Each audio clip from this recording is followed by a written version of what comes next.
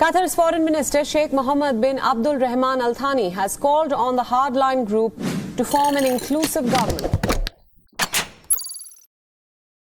Hola, masih membahas soal Qatar. Walaupun Qatar terkenal menjadi sebuah negara yang kaya dan aman, tapi tahu nggak sih kalian kalau Qatar ternyata memiliki beberapa sisi gelap atau hal-hal yang kurang baik yang pernah terjadi di Qatar. Aku udah rangkum 4 sisi gelap Qatar yang mungkin perlu jadi pengetahuan untuk kalian yang mau main ke Qatar ya. So, langsung aja ini dia 4 sisi gelap Qatar. Qatar pernah dikucilkan berbagai negara di Timur Tengah.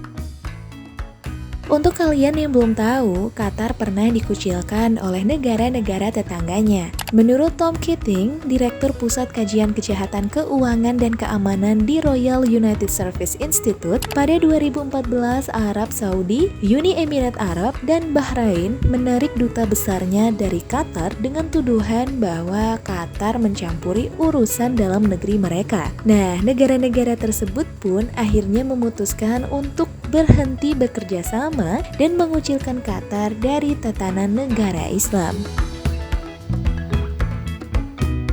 Dituding mendukung terorisme dan Islam radikal.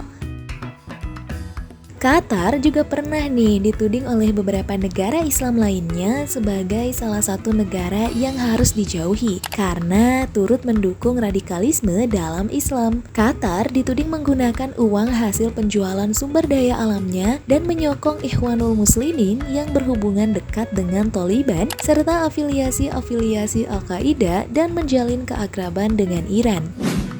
Stasiun televisi Al Jazeera yang berbasis di Doha juga dituduh menyokong kubu pemberontak Houthi di Yaman. Tetapi sampai saat ini tudingan ini masih belum terbukti ya guys. Meskipun belum terbukti, namun beberapa negara sepertinya sudah bulat dengan keputusan mereka untuk menjauhi kerjasama dengan Qatar. Menjadi salah satu negara dengan masalah lingkungan yang tinggi.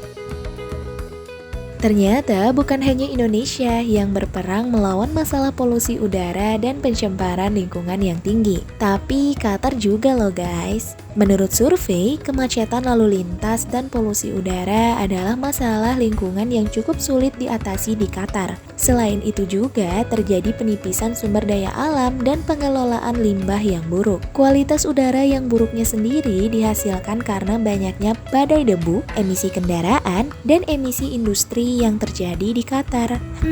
Auto pakai masker kemana-mana nih guys kalau di Qatar. Bukan hanya karena COVID ya, tapi karena takut menghirup udara kotornya juga. Krisis diplomatik Qatar.